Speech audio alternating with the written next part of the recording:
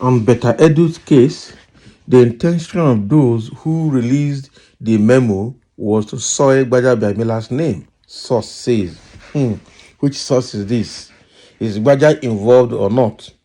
There are a lot of allegations that are becoming, on Gbajabiamila's name all this while, and the presidency has not given it attention, starting from the bribery allegation of ministers' nominations. That all the ministers that were nominated that Tinubu appointed, passed through Gbajabiamila, and they were paying him heavily to be able to get the ministerial slot. Okay, and when that allegation came, Tinubu dismissed it. He didn't look at it. So, and Gbajabiamila had a case in the US where he practiced as a lawyer and then came back to Nigeria with the client's money. When it turns out that he's going to be criminalized and probably extradited for prosecution, he rushed down to US to pay it up and came back. So he has, fraudulent tendencies. You never can say. And the question people are asking, that memo, did he sign it or not? That is it. He need to come out to prove it, that he did or he did not. But let's get into the details to see what this source is saying, the excuse they are trying to give. Recent developments suggest a scheme to implicate Femi Gbajabiamila, the chief of staff to President Bola Tinubu, in transactions linked to the suspended Minister of Humanitarian Affairs and Poverty Alleviation, Beta Edu. Leaked memos from the ministry following Edu's suspension have stirred controversies with an attempt to connect Gbajabiamila to the transactions.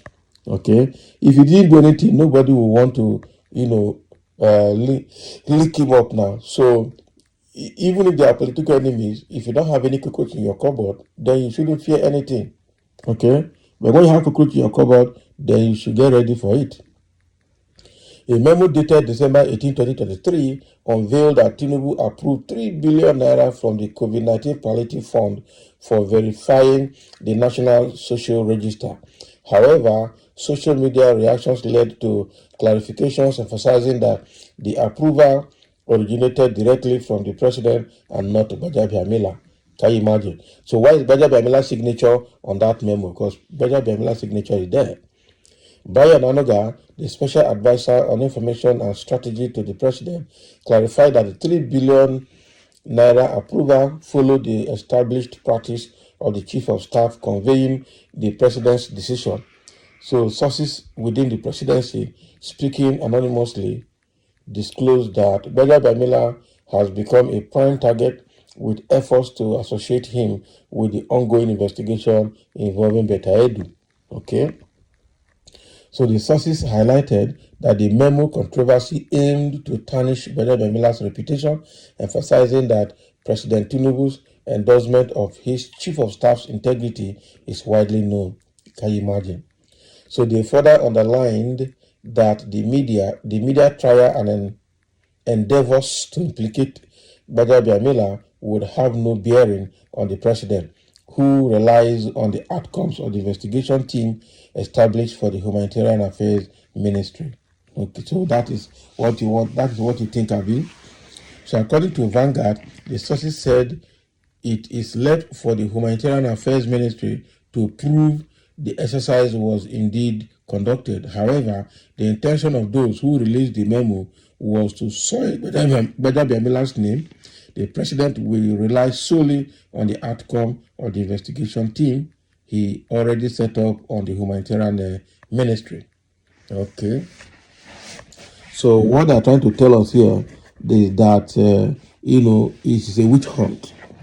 So releasing that memo is a witch hunt, trying to connect Gbajabiamila to the investigation going on against Beta Edu, and that Bayananuga had clarified earlier that the approval of the 3 billion naira came directly from the president, and that Gbajabiamila just conveyed presidential approval and conveyed presidential approval to Beta Edu as the president's chief of staff. That is the protocol.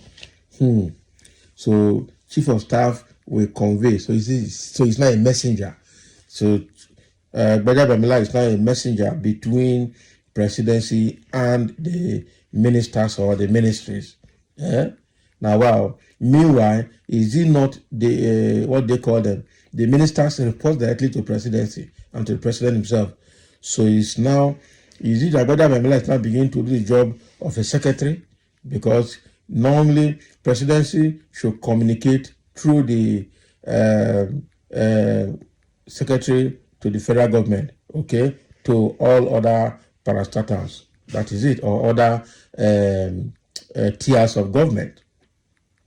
Okay, so now Gbajabiamila as the chief of staff, is he cross-carpeting in his roles? That's what we need to know. But saying that the approval came straight from presidency, why didn't Tinubu sign it? Because in that document we saw that it was Gbajabiamila that signed it. So how did it come that Gbajabiamila had to sign it? That is the question. Is that document supposed to carry your signature or Tinubu's signature? Because generally you generate that document and you give it to Tinubu to sign. And it's after signing, then you communicate it to the appropriate entities that needs it or that it is meant to address. But not that you sign it, because that is where the controversy is. Why did you sign it? Why didn't Tinubu sign it? Signing it means you approved it, because that document is not showing that Tinubu approved it. That is it. It's you. So Tinubu gave verbal approval and you did the signing. No, it doesn't work that way. That means you didn't follow the protocol. You are not supposed to sign. That is it. The chief of staff to the president is not a member of the Federal Executive Council, because he's not a minister, he's not in judiciary, he's not in legislature, he's not in the executive, he's not a minister. He's just a PA to the president. So why? How? Eh? Now, for these people, I'm telling you. I'm telling you. So now that they're trying to defend him, it means that they're looking for soft landing for him, saying that the people that released the memo just want to rope him into the matter that it is not supposed to be there. But let's see exactly what people are saying. Somebody said, and so what? Anyone who is involved must be investigated. Exactly.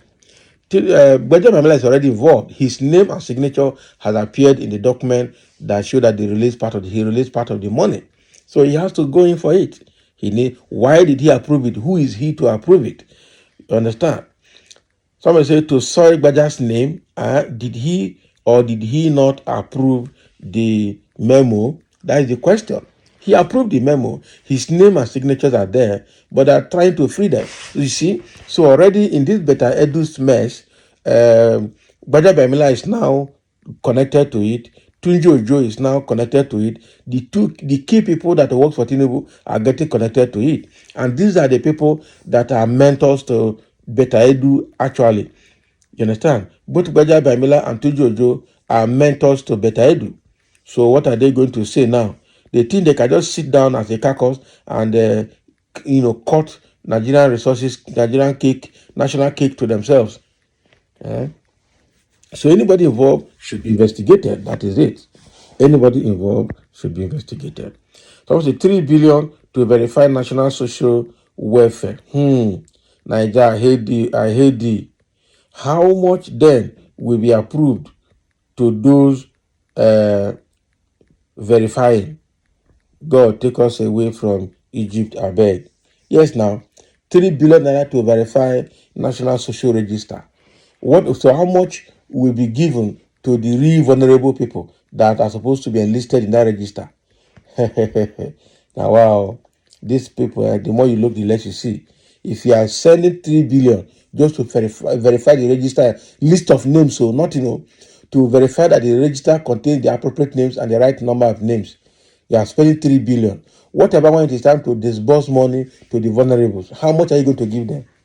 That ministry need to be shut down, just like some people are advocating. That is it. So thank you for listening, and let's have your comment.